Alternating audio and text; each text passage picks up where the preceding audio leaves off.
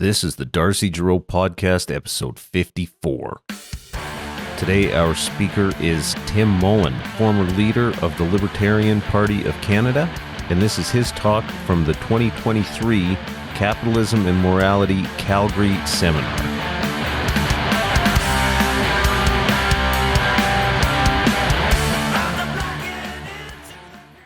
Well, thank you so much, guys, for coming out today. Thank you to Darcy and Clayton and Giant for starting Capitalism and Morality. Thanks for putting all this pressure on me to start the day off right. And thank you all for coming out. It's great to see so many people interested in this stuff. You know, I think this pandemic and the theatrics that went along with it have done more for the cause of liberty than any libertarian or activist could have ever done. Some people say, Jordan Peterson used to always say that when you see a couple that's married and one of them is rolling their eyes when the other person's speaking, it's highly correlated with the fact that they're going to get divorced soon. And I see a lot of people, and I work in government, I work in healthcare, I'm a firefighter, paramedic. A lot of people working in the system are rolling their eyes at the theatrics that are going on. So I think that's a good sign. I'm hoping there's a divorce in the coming future. Well, if you hear a little bit of a cough, I don't have the flu or the COVID or anything like that. I've been fighting wildfires for the last little while when I should have been writing speeches for my buddy Darcy here. It seems like Alberta's on fire. You can see the smoke in the air. Seems like the world's on fire, doesn't it? It's a mad world out there. Between pandemic nuttiness, it's evident that there's no separation between corporation and state anymore. I mean, the last 2 years could almost be characterized as an exercise in selling Pfizer shares or something like that, between Twitter and big tech and Google, literally controlling our language and how we speak and what we're allowed to say and what we're allowed to therefore think. It's very clear to everyone that things aren't really headed in the right direction. We have a pandemic of wokeism.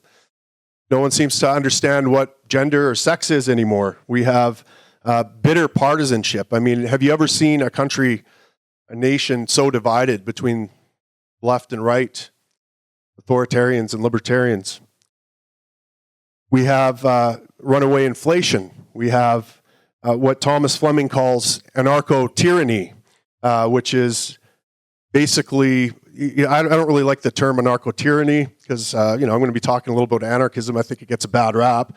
But I would call it state-enforced lawlessness, tracts and territories of the country where the state has a monopoly on law and order, and it refuses to do anything. It refuses to have any rules. So you have repeat offenders in big cities getting shoplifting, unmolested, unrestrained, just crazy stuff happening.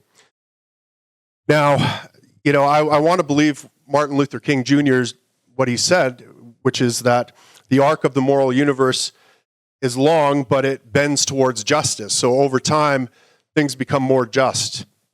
The world gets better. We uncover moral truths and adopt them. For example, 200 years ago, slavery was commonplace. It was just accepted as a moral norm. No one really questioned it. No one really thought about it. It was just accepted. But abolitionists, who were in the extreme minority, put out a moral view, and eventually we now recognize slavery is immoral. But these things go in fits and starts, right? We had the Dark Ages for a while. That was kind of a low point. Came out of that with the Enlightenment and maybe Protestantism and the recognition of the divinity of the individual, leading to the Magna Carta, et cetera, and we had the rise of Western civilization. But we now seem to be in a downturn. But I want to believe that over the long history, we're going to see continued moral progress. Now, what will that look like? In 200 years, if we were to project 200 years in the future, what will people then look back at today, at what we're doing today, at the institutions and the moral assumptions we have today, and think those people were nuts to believe that stuff? Why did they adopt that stuff? Well, in this talk, I'm going to hope to convince you in 30 minutes, what normally takes a libertarian at least 6 months to come to grips with, is that the state is not great, and it literally poisons everything. All right, so the first thing we have to do is define what the state is. A state is, how do we differentiate it from other organizations, other corporations, other enterprises? Well, the primary differentiation is that it has a monopoly on force in a given territory. And this monopoly on force means that it has the right to do things you and I don't have the right to do. In other words, it exists through the initiation of force, through the violation of private property. It exists essentially through criminal activity. They are formed in conquest and plunder, and they require conquest and plunder to continue existing. Now, not only is it doing criminal activity, but one of the interesting features about the state is that no one thinks it's criminal. It's normalized. What it does is normalized. It's considered normal by the population in the territory. So it's a criminal cartel, literally, with a special feature. It's viewed as legitimate by the people. Additionally, it has this one other curious characteristic that makes it interesting, which is that it has all the hallmarks of a religion. So we have religious artifacts like flags. We have hymns to the state. We have, essentially a non-corporeal, all-powerful entity that people ask for favors, ask for things, petition for justice, that sort of thing. Now, the beginning of wisdom is to call things by their proper name. Is this thing working, Darcy? Or am I doing this right? Okay. Can you hear me out there? Okay. So the beginning of wisdom is to call things by their proper name. I think Confucius said that. We're surrounded by this matrix of language. I mean, this is why it's so important for government to control and get involved with what's going on in big tech, right? Because that controls the bulk of our communication. The bulk of our communication and our virtue signaling, I guess, is done on social media. And the words we use are very important. This is why the state gets so involved in handing dictates down to social media companies about what is acceptable language, what is acceptable narrative, and what isn't. And so we have to be willing to look with clear eyes, objectively, at reality and call things by their proper name, as Confucius says. So we have these terms like public sector versus private sector. Well, what does that mean? Because it seems to me that that benefits accrue to the individual no matter what sector you're in. I work in the public sector. I'm a firefighter paramedic. And in my sector, I get a wage. I get benefits. My boss gets benefits. Everyone in my system gets benefits. We all personally benefit. I'm not doing this for free. Well, the same thing occurs in the private sector. So how are they different? Well, one is funded through coercion, through force, and the other one has to solicit voluntary contributions in exchange for the service they provide. So wouldn't more clear language be the violent sector versus the voluntary sector? Yet we call it public versus private, as if that's somehow a clear distinction. That's what I mean by language, this matrix of language that reinforces statism. Taxation. Taxation, we just have to look at what the individual can do versus what the state can do. If you or I were to tax someone, we would be arrested for either armed robbery or violent extortion, something like that. We can't do that. Why can the state do that? Why can the individuals who claim to represent the state rob people? How can they use force? How can they use violent force? What happens if you don't pay your taxes? Well, it's not as maybe blunt as getting mugged in Central Park, but it's a little bit nicer. They send you a few warnings, a few pieces of paper, but eventually, if you don't pay your taxes, if you refuse to hand over your property to the state, guys with guns will come. I mean, you can test this out if you want. I don't recommend it. I recommend just paying the muggers and being done with them and not thinking about them again. But it is violent extortion. We have to call things by their proper name. Universal health care. Okay? Canadian value. What is it? Well, it's what if I were to give you guys universal health care? What would I have to do? Well, I'd have to rob all of you, first of all, so that I can pay for Clayton or Darcy's health care because they have some health needs. You don't want them to die, do you? Well, give me your money. Oh, you don't want to give me your money? Here's a gun. Now what do you think? Give me your money. I'm going to provide you with health care. But, it's going to be the people I choose that are going to provide you with health care, not the people you want. It's going to be the people I choose, and they're going to be educated by me, and they're going to follow all my dictates and protocols in providing them health care. That's universal health care. Now, that's a long-winded way of saying universal health care, but that's much more clear language. Baby walker ban. Can't have baby walkers. What if I banned baby walkers in my neighborhood? What if my neighbor wanted to have a baby walker? And I said, no. Can I go ban it? Can I go into their house and say, no, I'm taking this? And they defend themselves and I shoot them down?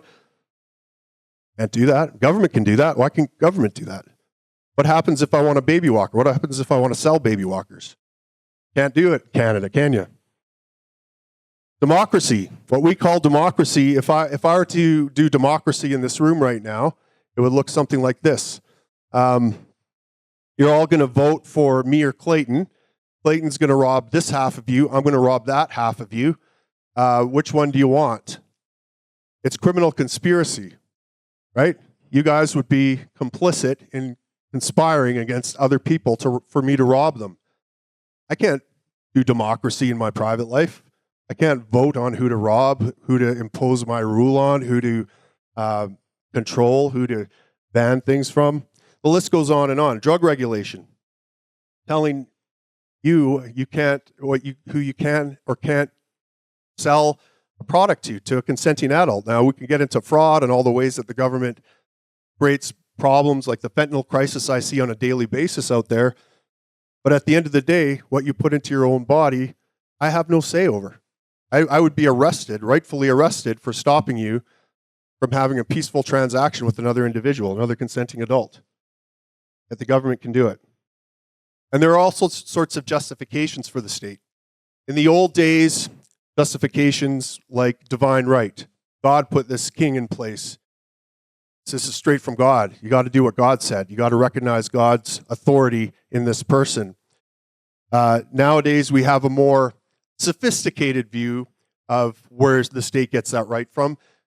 Social contract theory is often trotted out. But surely any social contract worth its weight would say, hey, first thing in the social contract is don't hurt people or take their stuff. So the state is violating that contract.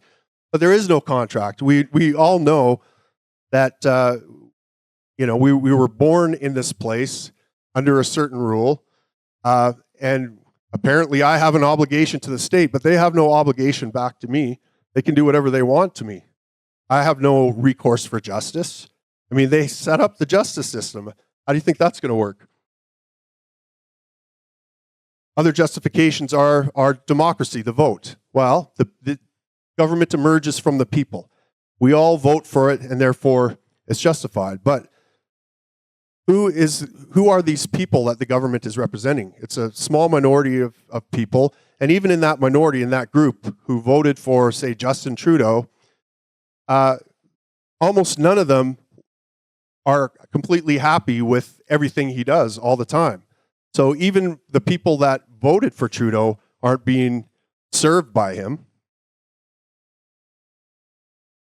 And of course, there's always the pragmatic argument. Without the state, how would we get roads? We'd just have a Walmart over there and your house over there, and people scratching their head trying to figure out how we get from one place to the other, as if that requires a criminal cartel to figure out. So those are the justifications for the state. But the state literally poisons everything. And the state grows when people are dependent, when they lack personal responsibility, when they lack a purpose in life, when they're fearful, when they're divided and fighting with each other. I mean, if you're running a slave plantation, it might be a good idea to put a suggestion box on that plantation and then have the slaves fight amongst themselves and say, hey, well, that group of slaves over there wanted this set of rules on the plantation. It's not my fault. I'm just doing democracy up here as your master. You get the slaves fighting and they fail to notice that they're owned chattel on a plantation.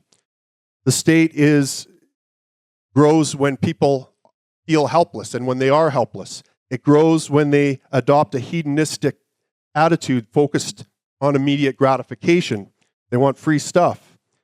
So the state is incentivized to nurture those things, and this explains almost everything we see nowadays. Public schools. Public schools produce dependent, obedient, compliant citizens, right? I mean, this is their express purpose. This is why they were invented in Prussia. They wanted to create an obedient military class of men that would not question authorities, that would do whatever the state commanded them to do, that would recognize that there's a class above them and a class below them, to respect their class position and not strive for that and to look down on those below them, to march single file to the next class. It doesn't matter what you're interested in learning about, or it doesn't matter that as a child you have an unending curiosity about the world around you. No, you're going to learn what the authority figure tells you to learn about. I mean, these were all things that were implemented purposefully and intentionally to create an obedient class of citizens. And of course, progressives in North America recognized this, like Horace Mann, and brought it over to North America because they thought, okay, this will help us produce an industrial class of people willing to pull levers all day and get them off the farms where they're having a wonderful life and work for the economy in the state. And so it's no wonder that schools are producing the kind of curriculums they are. It's no wonder that we're having all these problems in the school that rightfully enrage conservatives. This is what we can expect, right? And you know, you can argue that you can do rallies and you can, elect your candidate who you think is going to run public schools better, but never doubt that school is always going to serve the state's interest.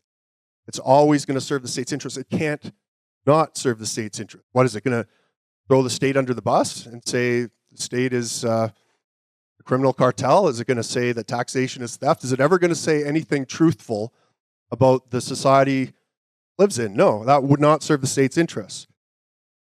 The state hates the family. It wants to be the family. The state wants to be the surrogate husband, the surrogate parent. And we see this in so many different ways, right? Family law is all skewed towards, I mean, just look at the idea of no-fault divorce. You have two people who come together, form a commitment, a contract, a sacrosanct contract.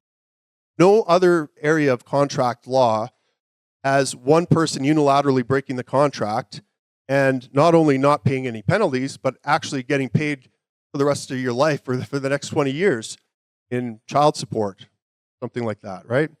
So you actually have no incentive to stay married if you're unhappy at all, if you're discontent. If you go through a period of discontent, I'll just get divorced. You can get paid and you can go find a new man who, better suits you.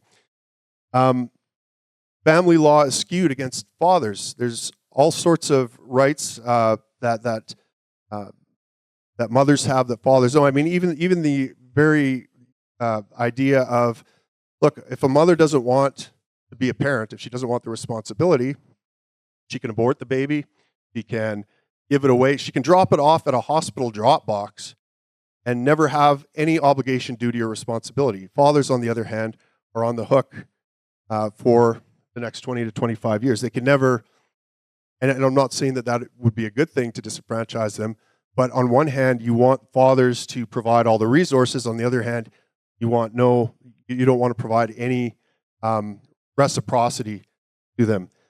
The state destroys the family. And it does it in a myriad of other ways too. I mean, it subsidizes single motherhood. Public schools are, and coupled with taxation, is an attack on the family because you send your kids off to school all day while you and your wife go off to be tax livestock, right?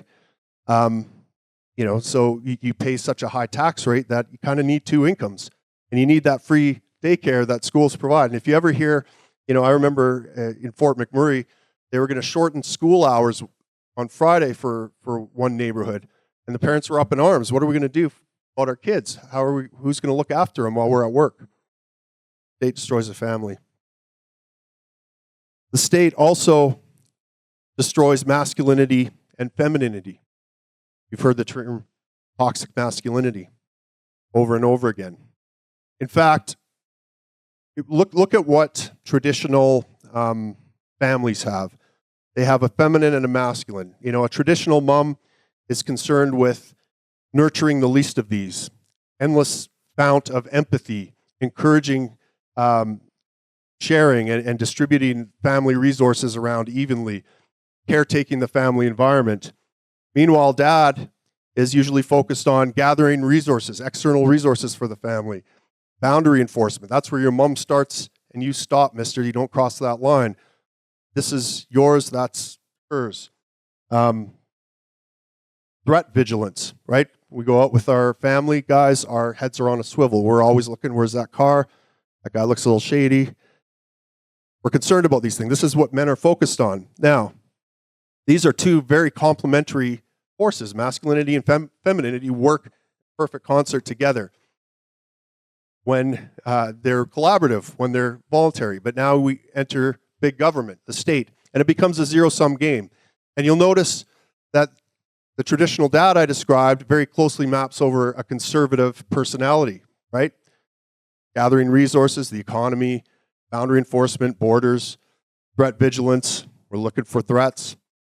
Meanwhile, that feminine side looks very much like the left. Looks, when you strip away the toxic ideology, which is, a lot of the people on the left are concerned about the traditional mom things. They want to make sure everyone's looked after. They want to make sure things are shared fairly. They want to caretake the environment. And when you add the gun of government in the room, the gun's either pointed at the masculine and threatening it, or it's pointed at the feminine and threatening it. So it's a zero-sum game that makes the masculine and the feminine enemies of each other. And this is why it's no coincidence that we have unprecedented rates of divorce. At the same time, we have men's rights activists versus third-wave feminists. At the same time, we have this hyper-partisanship between the left and the right in politics. It's all part of the same fractal. It's all part of the same energy. It's a division and a destruction and a making enemies of what should be friends, what should be complementary. It's destroyed capitalism. There is no distinction between the corporation and the state anymore. Lobbying, at least in the U.S., pays something like 200x on every dollar, maybe 200 or 400%. It's a huge amount. It pays to lobby. Why does it pay to lobby? Because you get regulations. In Canada, Max will tell you, we have the dairy cartel, right? And man, you piss off the dairy cartel, they're going to march on Ottawa and dump a bunch of manure. Meanwhile, the rest of us aren't exactly marching to Ottawa because, you know what, we pay an extra $20 or however much a year in milk. I'm not going to march over $20, but I will march if I'm losing millions because they're going to destroy my cartel.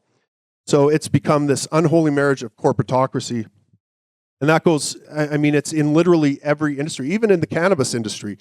If you watch how the cannabis industry emerged, they gave out 40 licenses. Who did those 40 licenses go to? Well, it went to Justin Trudeau's best friends, right? Didn't go to the small mom and pop cannabis companies that were operating in the gray market.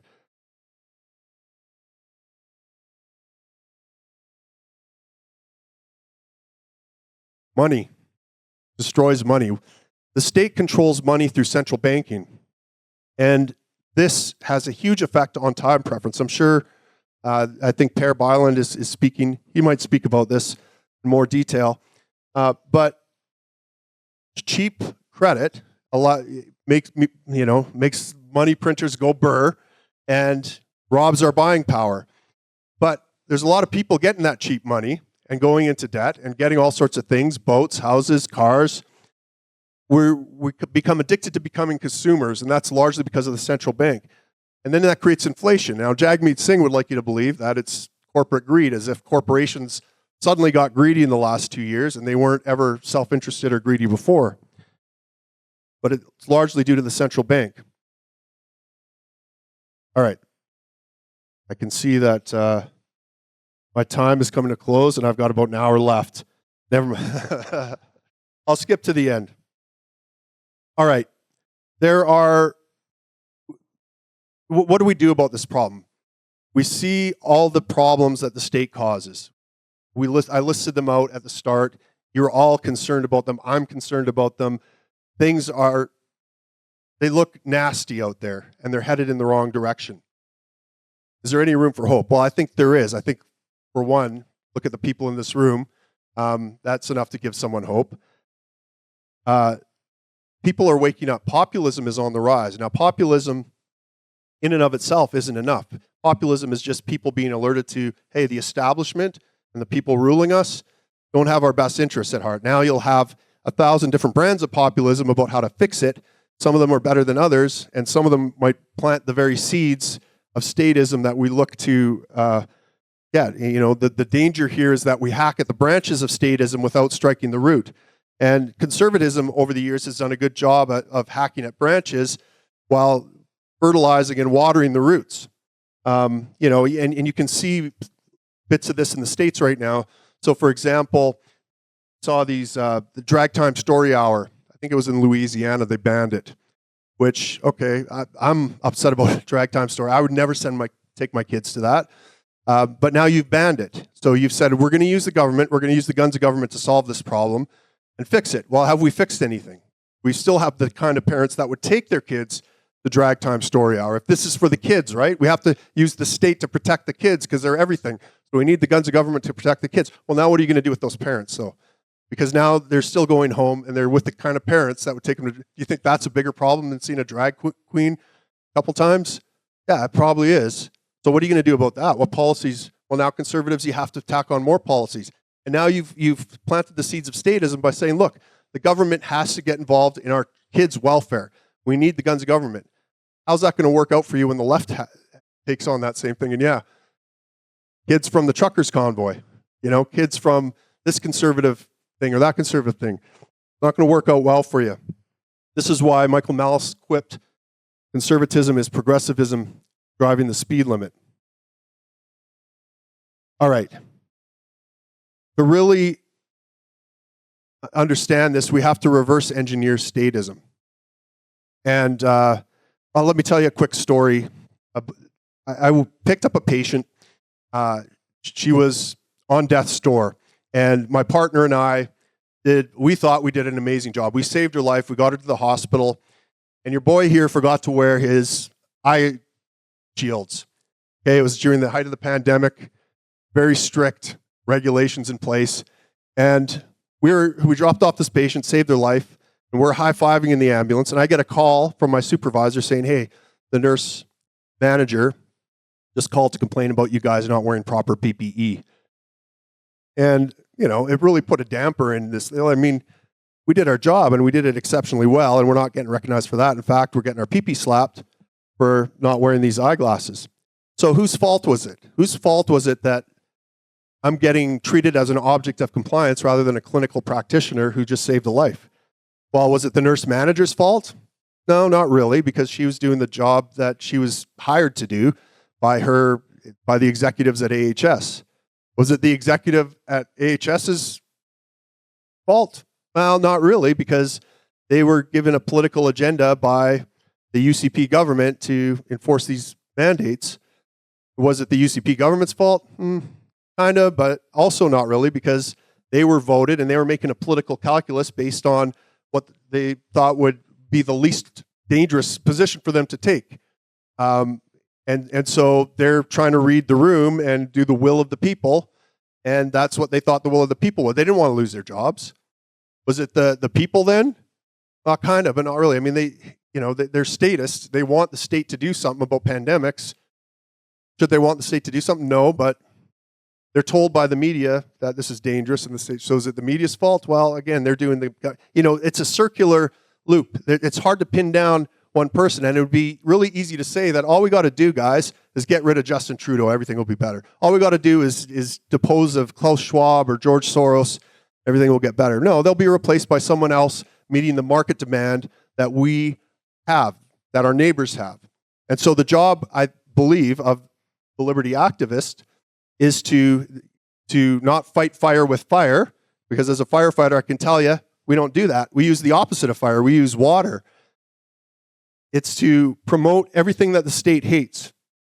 So it's to live in a counterculture revolutionary way.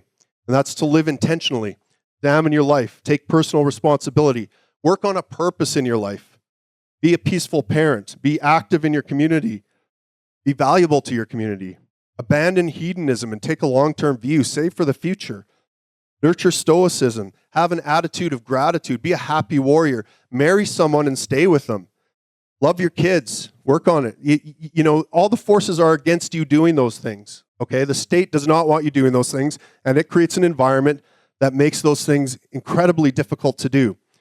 But, you can do it. You can live intentionally. In fact, one of the things I've done just in the past couple months is start a men's group. I recognize that, look, I need to be surrounded by men that live intentionally, that are focused on working on themselves, becoming better versions of themselves, embracing our masculinity, becoming better husbands, better businessmen, better entrepreneurs, better community members.